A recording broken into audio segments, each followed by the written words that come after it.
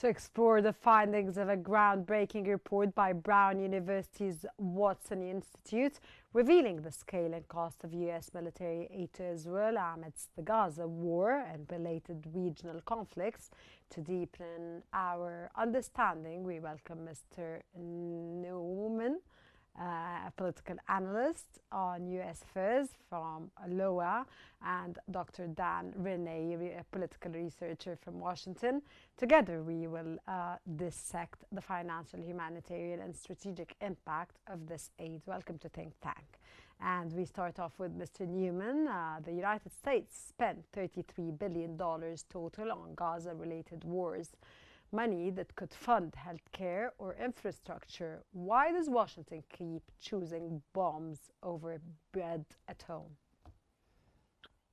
Greetings to all first. Yes, Washington, especially now with the President Trump trying to cut the expenses and we are running on a deficit. The United States has been trying to cut our expenses after our deficit reached about $37 trillion. And the President of the United States, Donald Trump, appointed Elon Musk earlier in his administration to cut costs. But the Israel situation is an exception to what happens in the United States because Israel has backing and lobbyists in Washington, and many of the Congress and administration officials back Israel. And that's why the administration spent more than $21 billion in the last 2 years for the war. Of course, there are internal forces as well. The industrial military complex is influential in this country, and the United States responded to that complex. However, the people are fed up with the situation. They are demonstrating in the street, and they are saying that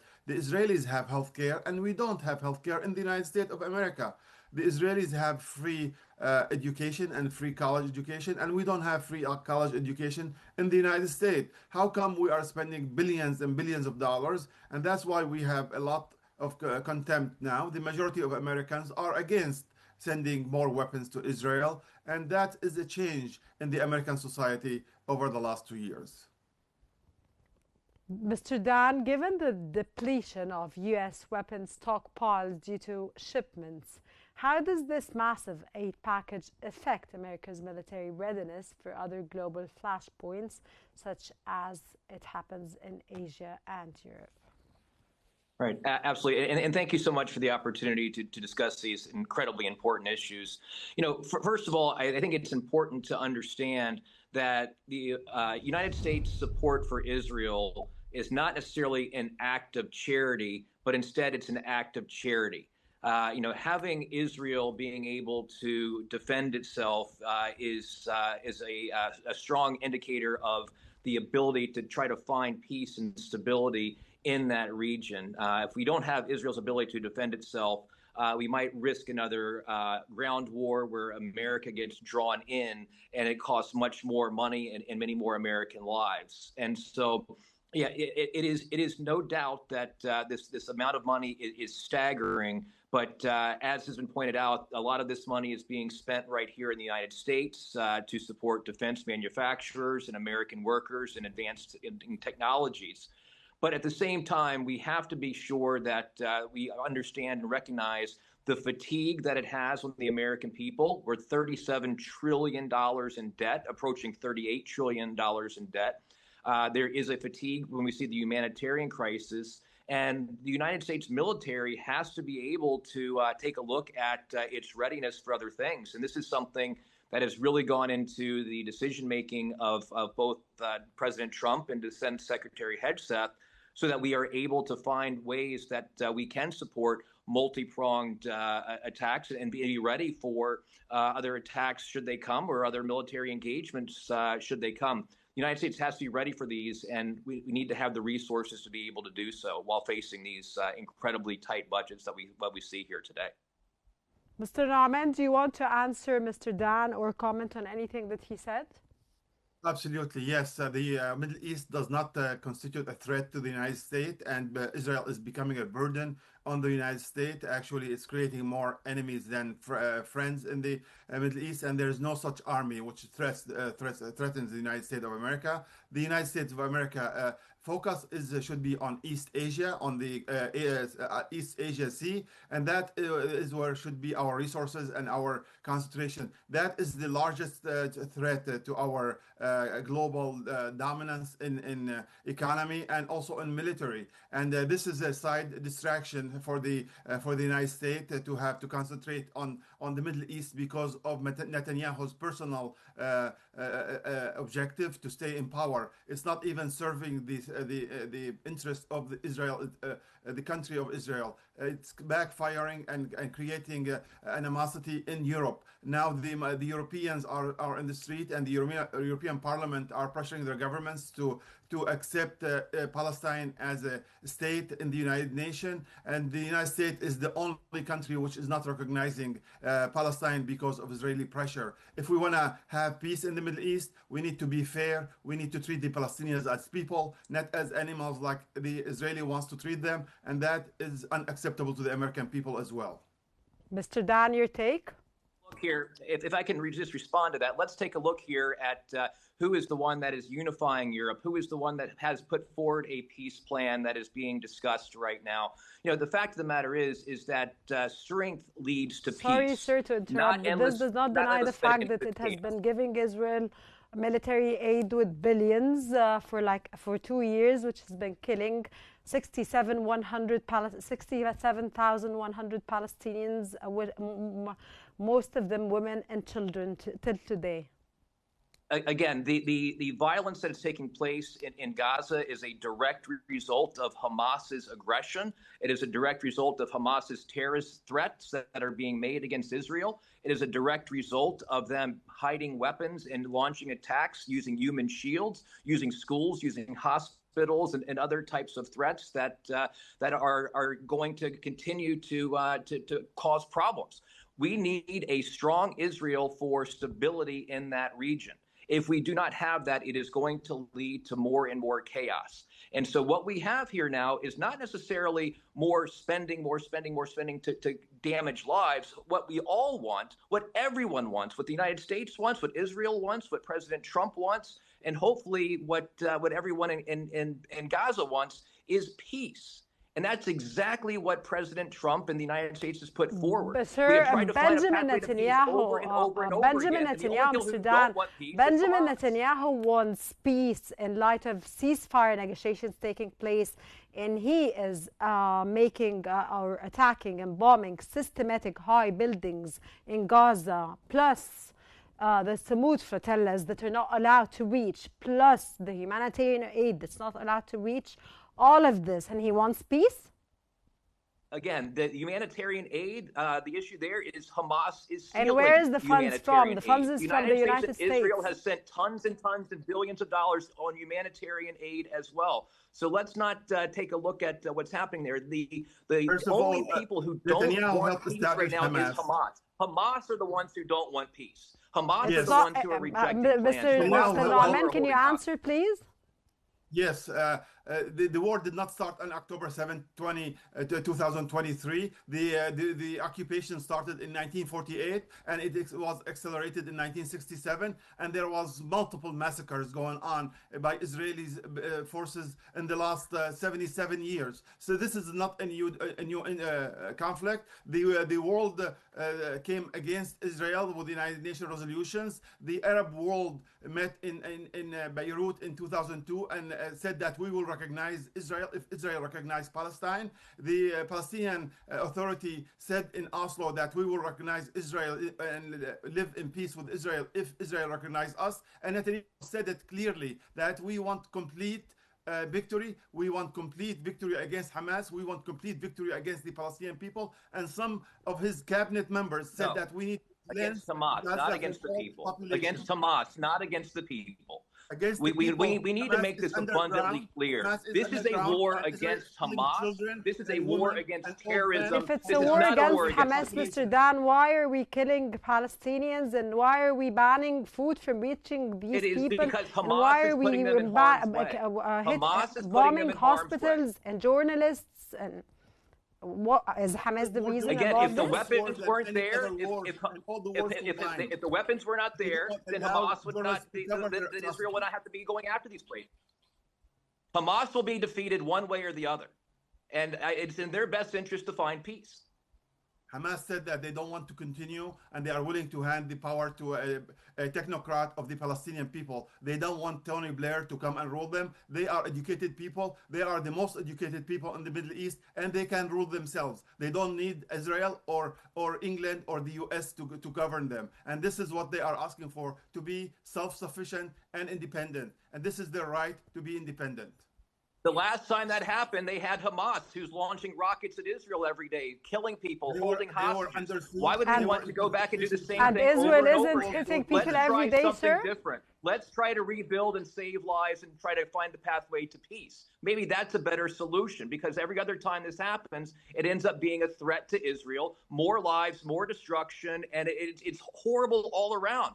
Let's find a pathway to peace where everyone can get along and live together in harmony, have economic prosperity, and rebuild in a way that leads prosperity to everyone, instead of launching rockets and killing one another. The Arab world expressed the way to peace. Palestinian Authority expressed the way to peace. The international community express their way to peace. The United States is the only government now supporting Netanyahu and his genocidal fight against the Palestinian people and the Palestinian children. Every hour a Palestinian child is killed. Just like this is not a war against Palestinian people. This is not a war against the people of Gaza or the region. This is a war against terrorism and Hamas, and it's important to make that clear. Israeli 335 bullets were shot at Hind Rajab's car after her relatives died, and she was on the phone asking for help. And the Israeli kept killing and shooting at her until she was killed. A 6-year-old is threatening the state of Israel. Again, the humanitarian crisis that is happening there is heart-wrenching. Why did they kill Hind Rajab? It is heartbreaking, and it is an awful situation. There's no question about that. No one is denying that the humanitarian crisis is very real. But let's look at what's being done and who's doing it to try to solve this, and let's look at who's disrupting it. The people who are doing the most to try to send aid in is Israel and the United States. Mr. Dan, polls already show that 51% of Americans reject further aid to Israel, including a growing dissent among U.S. Jews, sir. Is this the beginning of a major shift in America's consensus on Israel, sir? Absolutely, absolutely. The American Congress, again, Democrats,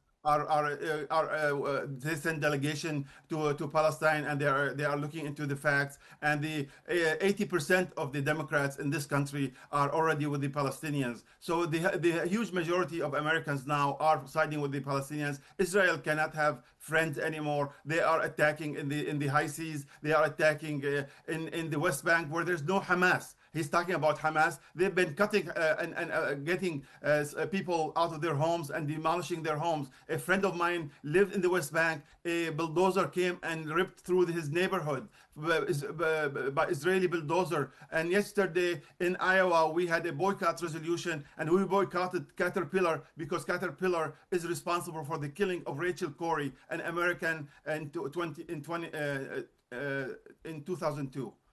23 years ago. How do you say about killing Rachel Corrie, an American, and there's no investigation now for her killing? Americans want their people to be defended too.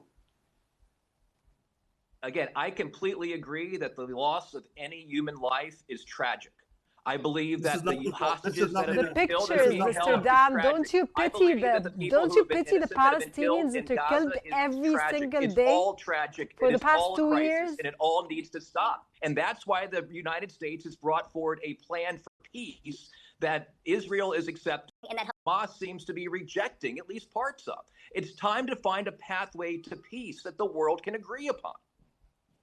The world already agreed on a pathway to peace, and that is a two-state solution. And Israel is refusing the two-state solution by continuing to build settlements in the West Bank, by wanting to build settlements in the Gaza and make it use the beaches for their benefits of Rivera, quote Donald Trump, sir.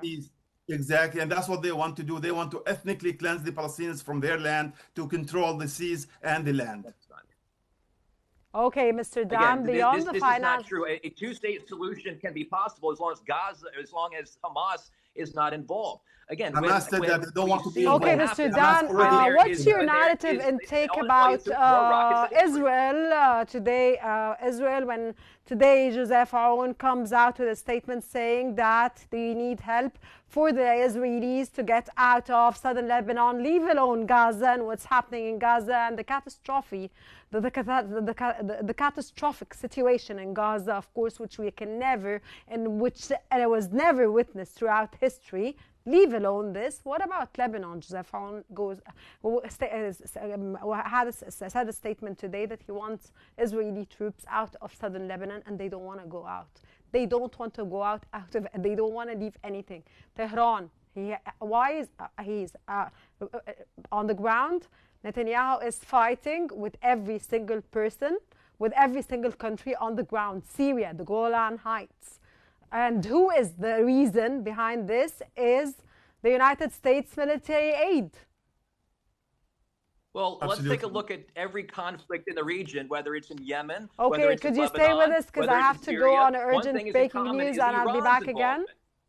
There was agreement between Israel Could you and stay with us, please, because I have to go breaking news.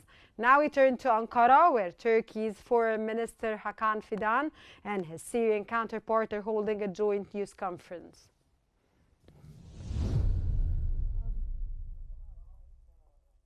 Yesterday we had a Syrian meeting and there was US mediation, but the meeting had the two sides, the Syrian government with the president and also they are presenting organization of the, and so these meetings and talks come to real life and to reaffirm the agreement of the 10th of March. As you know, when we signed this agreement, this initiative was from the Syrian government to reaffirm the rights for free speech and also uniting Syria with the with the path that show support for the community and reaffirm Syria's healing from the wars. But today we cannot reach any tangible outcome to implement this agreement, and it is just ink on paper, as they say. And so we're asking Qased and his leadership to try to implement the agreement, because as it was said in the agreement that by the end of this year, and not reaching any tangible agreement to reassure our people and also send clear messages domestically and internationally that Syria is on its healing path and walk and to show Syria's unity and its coming into the world. This will give a negative impression and will cause mistrust in this agreement. So what we're asking from Qased, we were open to all the points that they talked about in the current phase, and we think that Qased is always slow to take the right steps. The Syrian government is walking swiftly towards political enhancement, and so we cannot wait for any on the side meetings to hinder any enhancements in the government. And so here we have great people, we have resources for the country, organizations that need to be working again, and we also need to get the resources back. ويزيد من خسارة شعبنا في تلك المناطق وخاصة في مجال الصحة والتعليم والخدمات وأيضا يعرقل المسار.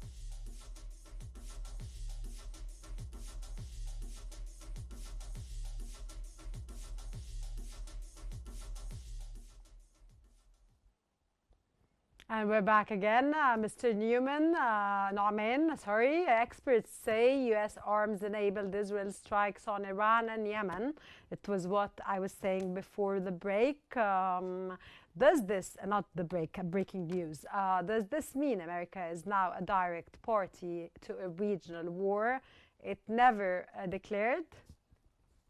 Absolutely. The United States, since Biden, he said that we don't want to expand this war. And also President Trump said that we don't want to expand this war. We want to shrink this war. However, Israel have different plans. They've extended the war into the West Bank. They've extended the war into Lebanon and Syria. They've shot on Syria, even though the Syrian government is saying that we want peace. We don't want to fight. And they kept bombing hundreds and hundreds of sorties into Syria, and also occupying additional part of Syria. And this is the way Israel wants. They want to be complete dominance. They don't want to coexist If they want to coexist, they have to negotiate. They have to sit on the table. And then when they sat on the table with Lebanon, and they had an agreement to withdraw their troops from southern Lebanon if Hezbollah stops bombing them, and Hezbollah stopped bombing them and lived by their terms. But the Israelis kept 5 points of occupation into Lebanese land. They always find the excuse. The same thing with their negotiation with Hamas. They've agreed to release the hostages for ceasefire, but then when the hostages are released, Israel goes back to bombing right away, and they do not respect. Exactly, sir. Your take: who will ever be sure that if Hamas releases the detainees, Israel is going to abide with the rest of the 20 points that Donald Trump is working on, and the negotiations in Sharm el-Sheikh under the auspices of Egypt, of course, are taking place now? The way I see it, who will guarantee? The way I see it is U.S. supports to Israel isn't just about one country. It's about containing the broader threat to regional stability. And we see that Iran's influence continues to go unchecked and violence continues to spread, whether it's in Yemen, whether it's in Lebanon, whether it's in Syria. The one thing that's in common here is Iran's involvement. And so we've seen that Tehran has spent decades funding and arming militias to destabilize its neighbors and to come in and cause more conflict when it comes to Israel. And so what we're seeing now is at least some sort of overtures from the United States, some leadership from the president to try to find a pathway toward peace, to try to find a way to get the hostages to be sent home. And yeah, it is costing a lot of money, a lot more than Americans really want to be spending right now. But at the same time, it is going to be a lot cheaper to solve this conflict. It is the leadership of the United States that decided, Mr. Dan, to pay all this money and to put all this money in military aid for Israel.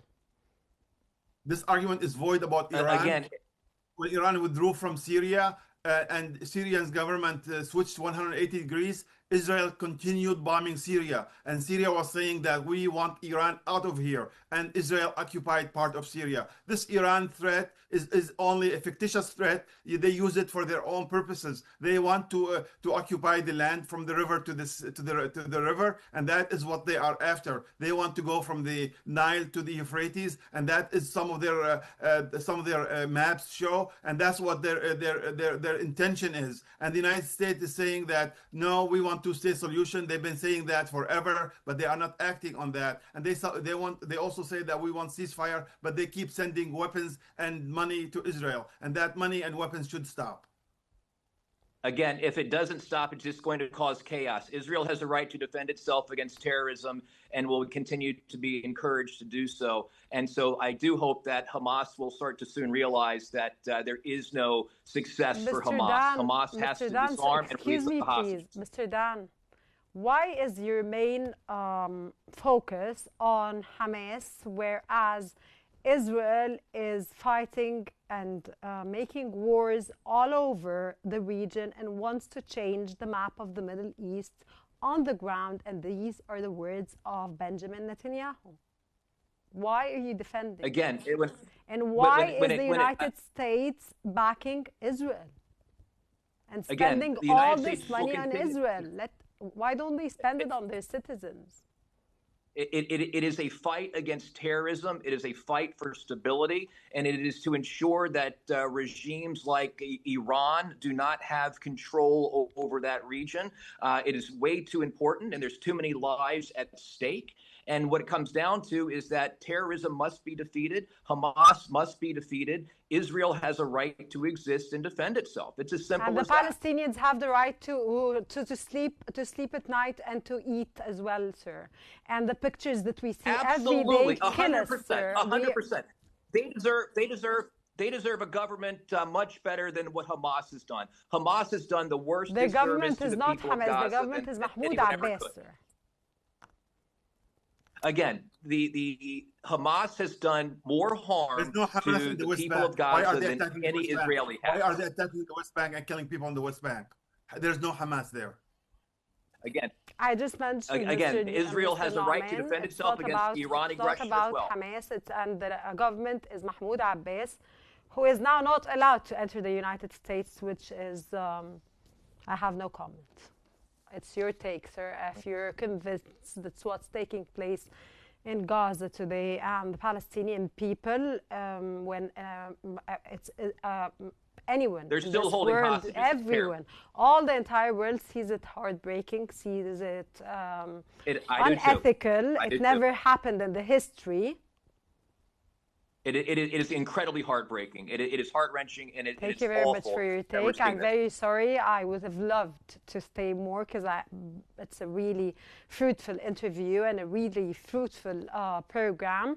And of course, your takes are very much appreciated and valuable insights and the analysis of what's taking place under the auspices of President Donald Trump. And let's see what's going to happen, of course, in the 20 plan that he says that 3,000 years have been going on in this war and 5,000 years. I don't know when.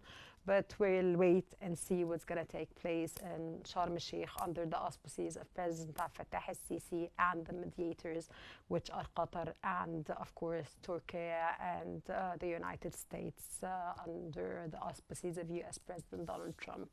That was Mr. Nauman, political analyst on U.S. affairs, and Mr. Dan Renee, political researcher. Thank you very much both for your special insights, your valuable time, and, of course, for being with us today. And as the United States spends billions of dollars on war and the smoke of war thickens and budgets swell, the question remains, how long can financial power sustain moral silence, and at what cost to peace, security? That brings us to the end of today's episode of Think Tank, which always unveils the complexities of our changing world. Thanks for watching and stay tuned for more updates on Qnews.